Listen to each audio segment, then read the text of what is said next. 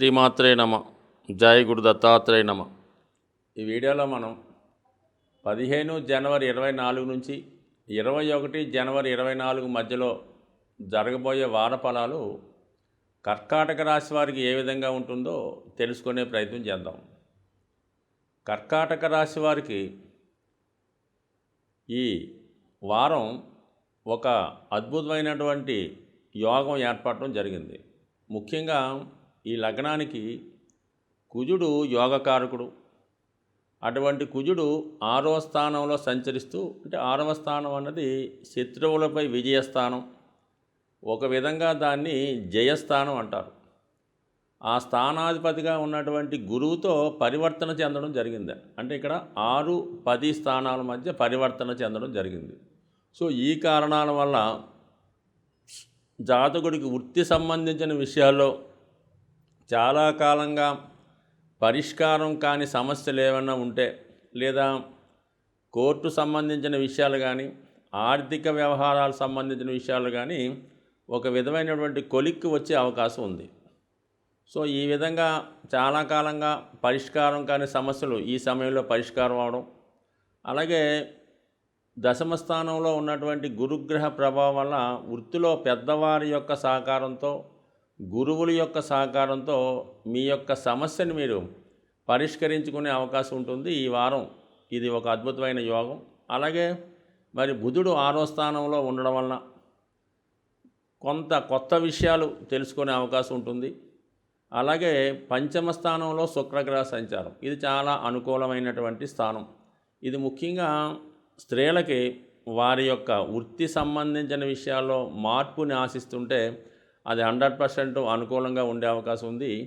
వివాహానికి సంబంధించిన విషయాల్లో చాలా కాలంగా పెండింగ్లో ఉన్నటువంటి వివాహ సంబంధాలు ఒక కొలిక్కి రావడం కానీ, వివాహ విషయంలో ఒక నిర్ణయానికి రావడం కానీ, లేదా ప్రేమ విషయమా లేదా పెళ్లి విషయమా తేల్చుకోవడంలో ఒక కొలిక్కి రావడం కానీ జరిగే అవకాశం ఉంటుంది. సో ఈ విధంగా శుక్రుడు పంచమ స్థాన సంచారంలో ఉండడం అన్నది స్త్రీలకు అనుకూలమైనటువంటి విషయం. అయితే సప్తమ స్థానంలో రవిగ్రహ సంచారం ఉండడం వలన భార్యాభర్తల మధ్య ఆధిక్యత, అంటే నువ్వు గొప్ప అనుకున్న విషయంలో కొంత విభేదాలు వచ్చే అవకాశం ఉంటుంది. బట్ ఇది టెక్నికల్గా తప్ప పర్మనెంట్గా అయితే కాదు. మరి రవి సప్తమ స్థానంలో ఉంటున్నప్పుడు భార్యాభర్తల్లో ఒకరికి అధికార హోదా రావడం కానీ, వాళ్ళు వేరే కారణాల వల్ల చాలా వృత్తిలో బిజీగా ఉండడం వల్ల కానీ ఒకరికొకరు పట్టించుకోకపోవడం జరుగుతుంటుంది. సో ఈ కారణం వల్ల చిన్న చిన్న సమస్యలు ఈ వైవాహిక జీవితంలో వచ్చే అవకాశం ఉన్నది.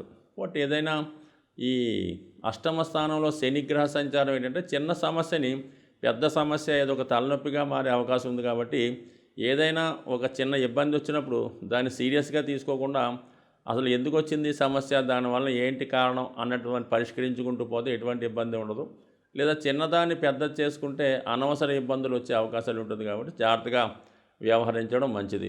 ఇక భాగ్యస్థానంలో ఉన్నటువంటి రాహుగ్రహ సంచారం కొద్దిగా ఆచారానికి సంబంధించిన వ్యవహారాల్లో కొద్దిగా వ్యతిరేకంగా ప్రవర్తించడం, అలాగే ఏంటంటే మన సంస్కృతికి సాంప్రదాయాలకి విరుద్ధంగా నిర్ణయాలు తీసుకోవడం కానీ, అటువంటి వాటికి ప్రోత్సహించడం కానీ జరుగుతూ ఉంటుంది. ఉదాహరణకి ఏదో ఇంటర్కాస్ట్ మ్యారేజ్ ప్రోత్సహించడం, లేదంటే ఏదన్నా ఈ ధర్మానికి కార్యక్రమాలు వ్యతిరేక నిర్ణయాలు తీసుకోవడం, వాళ్ళని ఇతర మతస్థుల్ని ప్రోత్సహించడం, ఇటువంటి చికాకులు కొన్ని ఈ ధర్మానికి సంబంధించిన కార్యక్రమాలు కొద్దిగా దాన్ని వ్యతిరేకంగా నిర్ణయం తీసుకోవడం జరుగుతూ ఉంటుంది. అంటే రాహు మన ధర్మస్థానం 9వ స్థానం, అక్కడ రాహుగ్రహం ఉన్నప్పుడు ఇటువంటి ఇబ్బందులు సాధారణంగా వస్తుంటాయి. అంటే మిగతా గ్రహాల యొక్క అనుకూలత వేరు, రాహు యొక్క ప్రభావం వేరు. రాహు ఏదన్నా చిన్న పనైనా పెద్ద పనైనా అది కొంతగా ఆశ్చర్యంగా అద్భుతంగా కనబడుతుంటాడు. 10 మంది ఈ విషయాన్ని గమనిస్తూ ఉంటారు. పలానా వ్యక్తి ఎక్కడికి వెళ్తున్నాడు, ఏం చేస్తున్నాడు అన్న విషయం మీ మీద ఒక నిగువలాగా, నిగువ అని కాదు కానీ ఒక విధంగా చూస్తూ ఉంటారు అన్నమాట. మీరు పొరపాటున ఏదన్నా మీరు రెగ్యులర్గా ఏ దేవాలయానికి వెళ్తుంటారు, పొరపాటున ఏంటంటే ఏదో ఫ్రెండ్స్ ప్రభావంలో ఇంకో ప్రభావంలో మీరు ఏదన్నా ఒక క్లబ్కో ఒక బార్కో వెళ్ళినప్పుడు దాన్ని విపరీతంగా అర్థం తీసుకొని చాలా దాని పెద్ద సమస్యగా క్రియేట్ చేసి మిమ్మల్ని పతనం అయిపోయిన విధంగానో, పలానా వ్యక్తి ఈ విధంగా చేస్తున్నాడనో అది పెద్ద ప్రచారం అయి మీ ప్రతిష్టకి భంగం కలిగేలా ఉంటుందన్నమాట. ఇది అంటే రాహు మనం చిన్న పొరపాటు చేసినా దాన్ని పెద్ద చేయడం జరుగుతుంటుంది. అంతకాలంగా ఉన్నటువంటి మంచి అంతా పోయి ఒకేసారి చెడుగా మారడం జరుగుతుంటుంది. అందుకని కొద్ది విషయాల్లో కొంత సాంప్రదాయంగా ఉండడం, ఏదైనా మనకు ఆలోచనలు అలవాట్లు ఉన్న బలహీనతలు ఉన్న ఎవరన్నా బలవంత పెట్టినా సాధ్యమైనంత వరకు ఇటువంటి వాటికి దూరంగా ఉండడం చాలా వరకు శ్రేయస్కరం. ఈ రాబోయే కొద్ది రోజుల వరకు ఈ రాహు భాగ్యస్థానంలో ఉండడం వల్ల మీ యొక్క మంచి నేమ్ అండ్ ఫేమ్కి ఇబ్బంది కలిగే అవకాశం ఉంటుంది. ఇక 3వ స్థానంలో ఉన్నటువంటి కేతుగ్రహ సంచారం. సో దీని ప్రభావం వల్ల ఎలాగ ఉంటుందంటే, కేతువు 3వ స్థానంలో సంచరిస్తున్నప్పుడు ఆధ్యాత్మిక రంగంలో ఉన్నటువంటి మిత్రులు తారసపడుతుంటారు.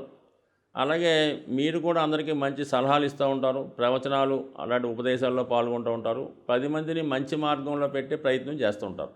సో ఏదైనా రాహు కేతు వ్యతిరేక ప్రభావాన్ని కలిగిస్తుంటారు. ఒకరు పూర్తిగా ఆధ్యాత్మికంగా ఉంటే పూర్తిగా ట్రెడిషనల్గా ఉంటే ఒకరు పూర్తిగా వేరే విధంగా ఉండే అవకాశం ఉంటుంది. బట్ ఏదైనా ఈ రాశి వారికి ఈ వారం అంతా గురుబలం అనుకూలంగా ఉంది కాబట్టి గురుగ్రహ అనుగ్రహం కోసం దక్షిణామూర్తి ఆరాధన, శివుణ్ణి ఆరాధించడం, వీలైతే సోమవారం కానీ శనివారం కానీ శివాలయ దర్శనం వల్ల చిన్న చిన్న సమస్యలు ఉంటే తొలగిపోయే అవకాశం ఉంది. సాధారణంగా ఈ గ్రహాలు అంటే మనం మాస ఫలితాలు, వార ఫలితాలు, సంవత్సర ఫలితాలు చూసుకున్నప్పుడు గ్రహాలు ఒక రాశి నుంచి ఒక రాశికి మారుతున్నప్పుడు అవి సువర్ణమూర్తి, రజితమూర్తి, తామ్రమూర్తి, లోహమూర్తిగా వాటికి ప్రవేశించినప్పుడు వాటి స్థితిని బట్టి ఈ విధంగా అవి యాక్ట్ చేయడం జరుగుతుంటుంది. ఉదాహరణకి ఏదో గురుగ్రహం మారితే కొన్ని రాశుల వారికి సువర్ణమూర్తిగా ఉండడం జరుగుతుంది, అద్భుతమైన యోగాన్ని ఇస్తూ ఉంటాడు ఆ రాశుల వారికి. కొంతమందికి తామ్రమూర్తిగా ఉంటాడు, కొంతమందికి లోహమూర్తిగా ఉంటాడు. అంటే ఈ లోహమూర్తిగా ఉన్న వాళ్ళకి మంచి స్థానంలోకి వచ్చినా కూడా ఇబ్బంది పెడుతూ ఉంటాడు. అదే రజితమూర్తిగా ఉన్న వాళ్ళకి కొంత మిక్స్డ్గా ఉండడం జరుగుతుంటుంది. ఇలా ప్రతి గ్రహానికి కూడా ఈ మూర్తి నిర్ణయం అనేది జరుగుతూ ఉంటుంది. సో ఆ కారణం వల్ల కూడా మరి గోచారరీత్యా ఇప్పుడు ఏలినాడు శని వచ్చింది, అదే సువర్ణమూర్తి అయితే పెద్ద ఇబ్బంది పెట్టడం. ఈ విధంగా అందరికీ ఒకే విధంగా ఉండదు, రాశులను బట్టి ఈ మూర్తి నిర్ణయం జరుగుతూ ఉంటుంది. ఇది కూడా గోచారంలో పర్టికులర్గా నిర్ణయించవలసిన విషయం. అది వ్యక్తిగతంగా మీరు పర్సనల్గా ఎవరన్నా జ్యోతిష్కుని చూపించుకున్నప్పుడు ఆ గ్రహం ఏ భావంలోకి వస్తుంది, అది ఏ మూర్తిగా నిర్ణయించడం జరిగింది అన్న విషయం మీదే ఆ ఫలితం ఆధారపడి ఉంటుంది. అలాగే గ్రహాలు మారినప్పుడు కూడా అష్టకవర్గు అని ఒకటి ఏర్పడుతుంటుంది. అంటే ఒక్కొక్క గ్రహం కొన్ని బిందువులు ఇస్తూ ఒక సామూహికంగా ఒక అష్టకవర్గు ఏర్పడుతుంటుంది. సో ఈ అష్టకవర్గులో విడివిడిగాను అష్టవర్గం ఉంటుంది, అన్నిటికీ కలిపి ఒక అష్టవర్గం ఉంటుంది. సుమారుగా శని మీ జాతకంలో ఒక 7 గ్రహాలు ఉన్న రాశి మీద, శని 7 బిందువులు ఇచ్చినటువంటి రాశి మీద సంచరించినప్పుడు అది ఏ భావమైన అద్భుతమైన ఫలితాలు ఇవ్వడం జరుగుతుంది. అది 11లోకి వచ్చినా కూడా శని భగవానుడు 0 బిందువుల మీద ప్రయాణిస్తుంటే ఎట్టి పరిస్థితుల్లో కూడా మీకు ఉపయోగించడం చాలా ఇబ్బంది పెడుతుంటాడు. అందువల్ల ఈ అష్టవర్గంలో బిందువులు, ఈ మూర్తి నిర్ణయం రెండూ కూడా ఈ జ్యోతిష విధానంలో చాలా ఇంపార్టెంట్ అయినవి.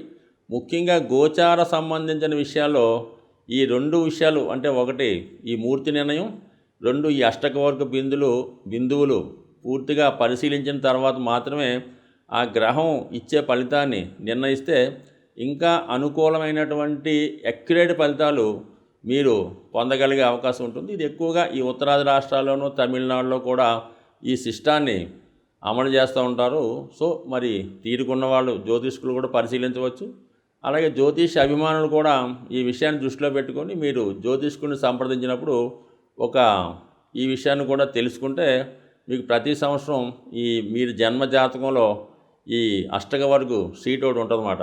రవికి ప్రత్యేకంగా, శనికి ప్రత్యేకంగా ఉంటుంది, అన్నీ కలిపి ఒకటి ఉంటుంది. అది తీసుకోవడం వల్ల మీకు మీరే రవి మారినప్పుడు ఎన్ని బిందువుల మీదకి వచ్చాడు, రవి 6 బిందువుల మీదకి వచ్చాడు, ఈ నెలంతా 100% బాగుంటుంది. రవి 4 బిందువులు వచ్చాడు, యావరేజ్గా ఉంటుంది. రవి 0 బిందువు మీదకి వచ్చాడు, చాలా దరిద్రంగా ఉంటుంది. సో ఈ విషయాన్ని కూడా మీరు గమనించి నిర్ణయించుకుంటే మీరు ఖచ్చితమైన ఫలితాలు పొందుతారు. జ్యోతిష్యం మీద నమ్మకం కూడా పెరిగే అవకాశం ఉంటుంది. స్వస్తి.